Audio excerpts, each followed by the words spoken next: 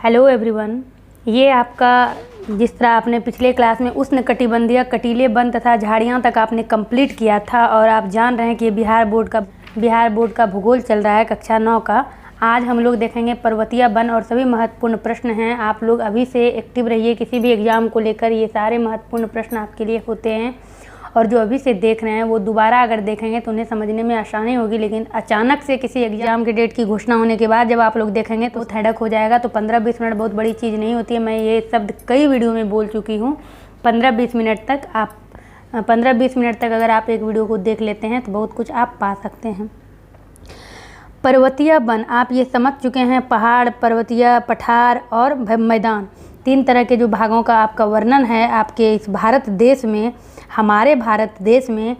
तो ये पर्वतीय वन आ गया, यानी पर्वत जहाँ पर है वहाँ पर किस तरह के वन होते हैं। तो आर्द्र शीतोष्ण कटिबंधीय वन कितनी ऊंचाई पर पाए जाते हैं। तो ये 1000 मीटर से 2000 मीटर तक ये ऊंचाई में ये वन पाए जाते हैं। और ये चौड़ी पत्ती वाले जैसे ओक हुआ, लारेल हुआ, चेस्टनट वृक्षों की प्रधानता है इस तरह के वन में, यानी आर्द्र शीतोष्ण कटिबंधीय वन में।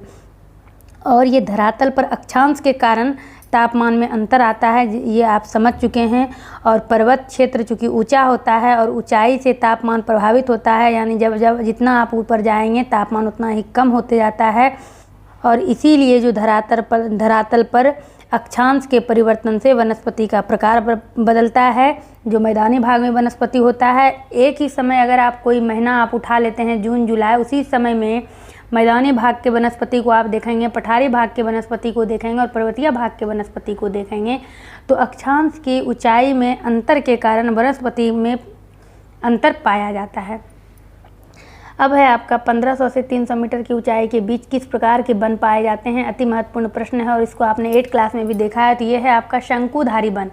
शंकुधारी वन क्या होता है? तो वृक्ष जब आप देखेंगे और आप लोगों में से कितनों के घर के बाहर इस तरह शोभा का पेड़ बना हुआ होगा, इस तरह से पेड़ रहता है और शंकु आकार का रहता है पेड़। कोई इसमें फूल नहीं होता है, लेकिन उसका आकार बिना छांटे, उसको बिना कुछ उसमें किए, उसका ऑलरेडी शंकु आकार का होता है, उसका आकार ही शंकु आकार का होता है। इसी को शंकुधारी वन कहते हैं। और उसमें ये चीड़, देवदार, सिल्वर फर, स्पूस, ये सभी जो वृक्ष हैं ये महत्वपूर्ण हैं। तो इससे आपको 2-3 तरह का प्रश्न माइंड में सेट करना है कि शंकुधारी वन 1500 से 300 मीटर की ऊंचाई के बीच होता है। इसके अंतर्गत ये चीड़, देवदार, सिल्वर, ये सब पेड़ आते हैं। उसके बाद जब आप इससे ऊपर जाइएगा, यानी कि अभी तुरंत आपने पढ़ा 1000 से 2000 मीटर तक की ऊंचाई पर आपने देखा आर्द्र शीतोष्ण कटिबंधीय वन। उसके बाद 1500 से 300 मीटर, यानी कि यहाँ से आप ले लीजिए 1000 से आपने 2000 के बीच देखा, तो ये मान लीजिए आपका 2000 है, ये आपका 1000 है।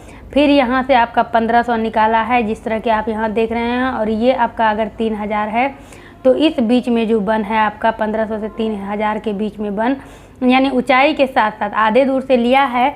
इसका मतलब ये है, कभी आपने देखा 1000 से 2000 के मीटर पर आर्द्र शीतोष्ण कटिबंध है, यानी कि टोटल में नहीं है। ज्यों-ज्यों ये ऊपर जा रहा है यहाँ पर थोड़ा सा वन आपको आर्द्र शीतोष्ण का मिल जाएगा, उस तरह के चौड़ी पत्ती वाले पेड़ मिल जाएंगे और कहीं पर आपको ये चीड़, देवदार मिल जाएंगे। इसीलिए 1500 से 3000 मीटर की ऊंचाई के बीच इसको रखा है।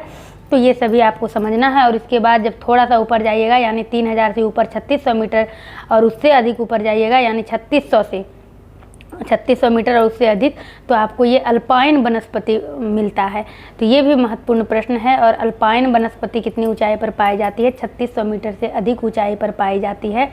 और इसके अंतर्गत सिल्वर फर और जूनियर पाइन महत्वपूर्ण है। जूनियर पाइन, क्योंकि सिल्वर फर जो है अभी आपने इसमें भी देखा है शंकुधारी वन में, क्योंकि ऊंचाई जो है बीच से ही शुरू होती है, जिस तरह आपने यहाँ से समझा।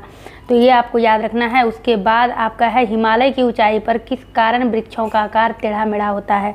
अब ये प्रश्न इतना महत्वपूर्ण है कि आप देखिएगा, इस तरह के प्रश्न आएंगे और ऑप्शन में आपके आएंगे कि हिमालय की ऊंचाई पर किस कारण वृक्षों का आकार टेढ़ा मेढ़ा होता है। और नीचे में आपको ऑप्शन में दे दिया जाएगा घटते तापमान के कारण।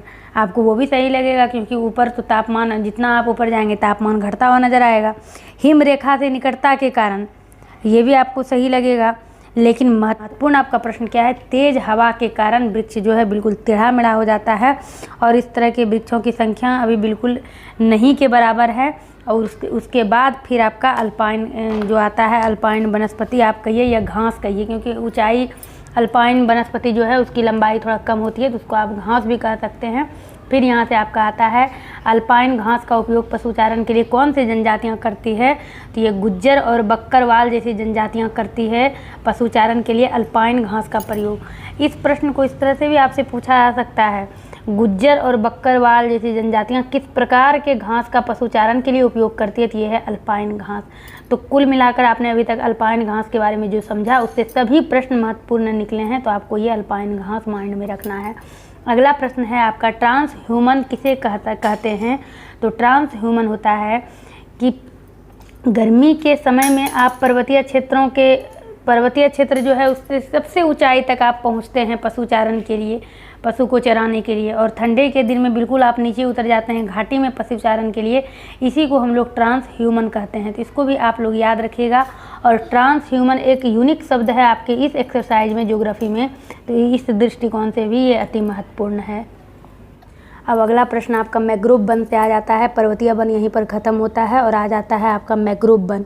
पर्वतीय वन में एक दो चीज़ आप और भी याद रख लीजिएगा, जैसे कि जाड़े में वहाँ का तापमान जो है बिल्कुल कम हो जाता है, और वहाँ पर जैसे कश्मीरी महामृग हुआ, चित्रा, हिरन, खरगोश, जंगली भेड़, तिब्बती बारहसिंगा, याक, ये सब मिलता है। लेकिन याक वगैरह के लिए एक महत्वपूर्ण स्थान है कि याक कहाँ पाया जाता है, तो वो लद्दाख के ठंडे प्रदेशों में पाया जाता है, और वो भी पर्वतीय क्षेत्र ही है।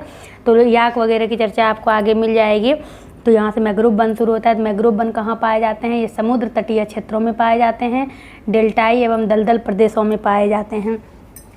ये एक विशेष प्रकार की वनस्पति होती है। ये जो मैंग्रोव वन के अंतर्गत जो वनस्पति आती है वो विशेष प्रकार की होती है, क्योंकि ये समुद्र तट और डेल्टाई क्षेत्र में यानी दलदल प्रदेश में हमेशा वहाँ का जो जमीन स्थल है वो दलदल रहता है, गीला रहता है। और इस जगह पर क्या होता है, जहाँ दलदल होता है वहाँ समुद्र का थोड़ा सा नमकीन पानी, नदी का थोड़ा सा मीठा जल, ये दोनों मिलकर वहाँ पर जो दलदल का निर्माण करता है, जिसको कि आप लोग महीन पंख और बालू कह सकते हैं। पंख में चूँकि हम तो भाई बिहार से बिलोंग करते हैं, और आप लोग भी इस चीज़ को जानते होंगे।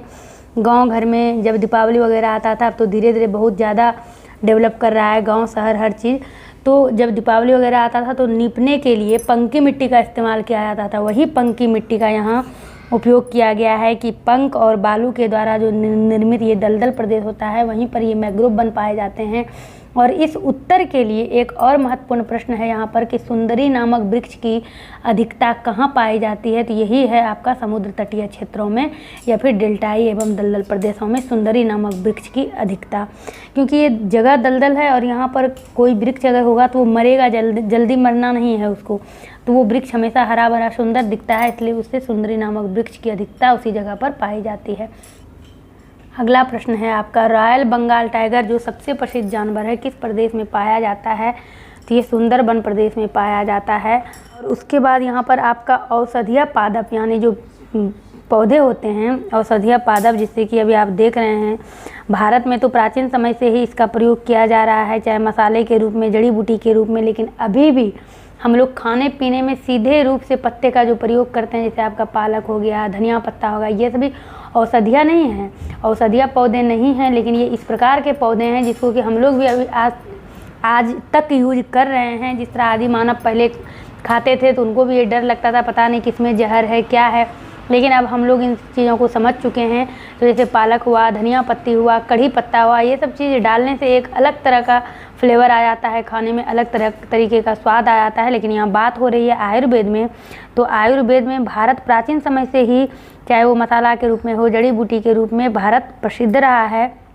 और जिस तरह की अभी आप देख रहे हैं आयुर्वेदिक औषधि बाबा रामदेव का आप देख रहे हैं, वो किस तरह से बनाते हैं, आचार्य बालकृष्ण हैं, जो भी हैं वो किस तरह से पौधों का प्रयोग बताते हैं और ये बीमारियों को दूर करती है।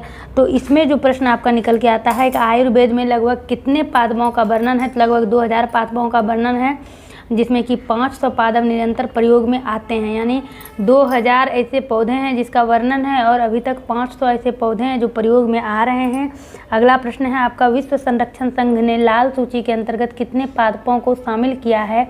ये अति महत्वपूर्ण प्रश्न है कि विश्व संरक्षण संघ ने इस 2000 पौधे में कितने पौधों को शामिल किया है? तो 352।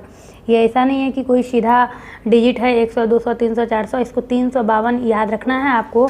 और भारत में कितने पादप अति संकटग्रस्त हैं, यानी मरने के समतुल्य आ गए हैं, ये जो पौधे हैं मरने योग्य हो गए हैं। जैसे कि आप लोगों ने ये देखा होगा कि कैक्टस जो है उसको, वो राजस्थान मरुस्थल का है वो वनस्पति, लेकिन हम लोग इधर भी देखते हैं कहीं कहीं। तो कुछ ऐसे पहले हम लोग जब छोटे थे तो आप लोग भी सुने होंगे, देखे होंगे ध्रुव का फूल। तो ये सब पौधे धीरे धीरे लुप्त होते जा रहे हैं, बहुत कम देखने को मिलते हैं। तो कितने पादप अति संकटग्रस्त हैं और कितने किस्में नष्ट होने के कगार पर है? तो 52 ऐसे पादप हैं जो कि अति संकटग्रस्त हैं, यानी कि उसको लाख बचाने की कोशिश की जा रही है लेकिन वो मरने योग्य हो गया है। और 49 ऐसे किस्म हैं जो कि नष्ट होने के कगार पर है, अब वो कहीं नहीं मिलता है। अगर कहीं मिल भी रहा है तो उसके ठाल को अगर आप लगा रहे हैं तो वो भी मर रहा है। ऐसा नहीं है कि उससे संख्या बढ़ रही है, क्योंकि किसी भी चीज़ का उसी पौधे का ठाल लगता है जिसमें पहले से ही ताकत हो। जो पहले से मरने तुल्य हो गया है तो उसका ठाल भी लगकर पौधे में वृद्धि नहीं कर सकती है। ये पादप से जुड़े हुए सभी प्रश्न महत्वपूर्ण हैं। भारत में कितने पक्षियों की प्रजातियां पाई जाती है? यहाँ से पक्षियों का शुरू हो गया है। तो 1200 से अधिक प्रजातियां भारत में पाई जाती है, जो कि पूरे विश्व के कुल वन प्राणी का 13% है। अति महत्वपूर्ण प्रश्न। अगला प्रश्न है, भारत में मछलियों की कितनी प्रजातियाँ पाई जाती हैं? तो मछलियों की 2500 प्रजातियां पाई जाती है। ये भी विश्व के लगभग 12% हैं पूरे विश्व की। और भारत में विश्व के कितने प्रतिशत स्तनधारी जानवर, उभयचरी तथा रेंगने वाले जीव पाए जाते हैं? 5% से 8% तक ऐसे जानवर हैं स्तनधारी जो कि भारत में पाए जाते हैं। अब यहाँ पर आपका प्रश्न है, स्तनधारी जीवों में सबसे अधिक महत्वपूर्ण जीव कौन सा है? तो ये है हाथी, और ये भारत के उष्णार्ध वनों में पाए जाते हैं। ये महत्वपूर्ण प्रश्न है। भारत में वन्य जीव संरक्षण अधिनियम कब लागू किया गया? ये भी महत्वपूर्ण प्रश्न है। आप लोग देख रहे हैं और समझ रहे होंगे, मुझे हर प्रश्न में बोलना पड़ता है महत्वपूर्ण, लेकिन आप लोगों को भी ये जो ईमानदारी पूर्वक मेरे क्लास को देखते हैं, समझते हैं, और जो पुराने मेंबर्स हैं इस चैनल के, तो उनको समझ में आता होगा कि सारे प्रश्न कितने महत्वपूर्ण हैं किसी भी एग्ज़ाम को लेकर के। तो ये है, भारत में वन्य जीव संरक्षण अधिनियम 1972 ईस्वी में लागू हुआ था। और विश्व में कौन सा देश ऐसा है जहाँ शेर और बाघ दोनों पाए जाते हैं? और ये है आपका भारत। ये मेरा जो क्लास होता है, जो हाउस वाइफ होती हैं, गृहिणी होती हैं, जिनको एक एक पेज पढ़ने का समय नहीं है, या फिर वैसे भाई लोग जो जॉब करते हैं लेकिन उनको इन सब चीज़ों को भी ध्यान में रखना ज़रूरी होता है, तो वो बुक नहीं भी उठाएंगे तो ये जो चीज़ हम आपको बताते हैं, जहाँ रुकना होता है, समझाना होता है, आपके लिए इतना महत्वपूर्ण है कि आप बुक को नहीं भी पढ़ेंगे तो कोई आपको परेशानी नहीं है, आपका सब कुछ इसमें क्लियर हो जाएगा। भारतीय सिंहों का निवास स्थान कहाँ है? गुजरात के गिर जंगल में भारतीय सिंहों का। और भारतीय बाघ का निवास स्थान कहाँ है? तो ये पश्चिम बंगाल का सुंदरवन और मध्य प्रदेश, झारखंड तथा हिमालयी क्षेत्रों के वन प्रदेश में। अब शुरू में जो आपने याक के बारे में समझा था, पर्वतीय वनों में पाया जाता है, तो यहाँ एक प्रश्न है, याक कहाँ पाया जाता है? तो ये लद्दाख के ठंडे प्रदेशों में पाया जाता है। और फिर ये एक आप कोटेशन की तरह मैंने इसको लिखा है कि पूरे विश्व में भारत ही एक ऐसा देश है जहाँ घड़ियाल पाया जाता है। तभी आप देखिएगा भारत की कितनी महत्ता है इस पूरे विश्व में।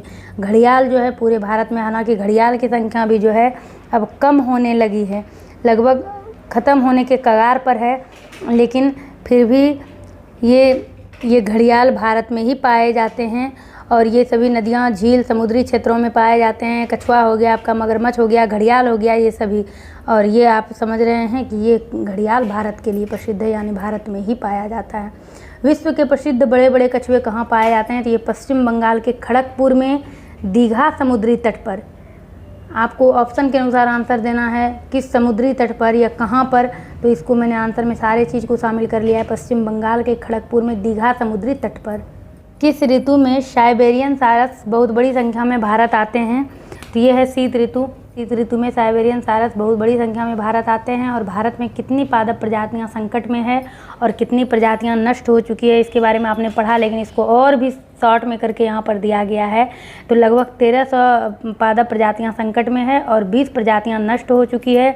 पारिस्थितिक तंत्र के असंतुलन का प्रमुख कारण क्या है? तो पारिस्थितिक तंत्र आपने पढ़ा था, जीव जंतु, पेड़ पौधे और जो वहाँ की जलवायु जो स्थिति होती है, वातावरण, ये सभी मिलकर पारिस्थितिक तंत्र का निर्माण करते हैं। और जब जनसंख्या बढ़ जाती है तो लोग रहने के लिए पेड़ पौधे को काटते हैं। यही कारण है कि पारिस्थितिक तंत्र में असंतुलन बढ़ने लगता है। तो असंतुलन का प्रमुख कारण है बढ़ती हुई जनसंख्या। अगला प्रश्न है आपका, देश में कितने जीवमंडल आरक्षित क्षेत्र स्थापित किए गए हैं? जीवमंडल आरक्षित क्षेत्र भारत देश में जीवमंडल, तो ये 14 आरक्षित क्षेत्र ऐसे हैं, आपके बुक में दिया हुआ है।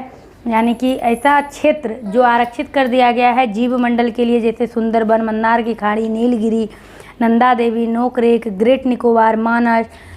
तो इस तरह से आपके हैं जो ऐसा जगह जो कि जीवमंडल के लिए ही उसको रिजर्व कर दिया गया है। और पादप नाम आपको याद रखना ज़रूरी नहीं है, बस आपको संख्या याद रखना इसमें ज़रूरी है। और पादप उद्यानों को वित्तीय एवं तकनीकी सहायता देने की योजना कब बनाई गई थी? तो जो उद्यान, वैसे उद्यान जहाँ पर पादप पौधे उगाए जाते हैं स्पेशली उसी के लिए, वहाँ पर वित्त आप समझ रहे हैं, आर्थिक और तकनीकी सहायता देने की योजना 1922 ईस्वी में सरकार द्वारा बनाई गई थी। और एक प्रश्न का आप लोग आंसर दीजिएगा, भरतपुर पक्षी विहार कहाँ स्थित है? और आखिरी प्रश्न आपके इस अध्याय का है, भारत में कितने नेशनल पार्क और कितने वन्य प्राणी अभयारण्य बनाए गए हैं? तो 89 नेशनल पार्क है और 149 वन्य प्राणी अभयारण्य बनाए गए हैं। ये सभी आपके महत्वपूर्ण प्रश्न थे आपके इस अध्याय के। और इसका अगला अध्याय आपका है जनसंख्या, जो कि अध्याय 6 है। तो इसके साथ ही आपका अध्याय 5 कंप्लीट होता है। आशा करते हैं आपके लिए क्लास हेल्पफुल रहा होगा। क्लास हेल्पफुल रहा हो तो वीडियो को लाइक करिएगा, कमेंट कर अपनी प्रतिक्रिया दीजिएगा, पूछे गए प्रश्नों का उत्तर दीजिएगा। चैनल पर नए हैं तो चैनल सब्सक्राइब करिएगा और प्लेलिस्ट में चेक करिएगा, आपके लिए सारा क्लास आपको वहाँ मिल जाएगा। मिलते हैं हम आपसे अपने अगले वीडियो में, बने रहिए इस चैनल के साथ।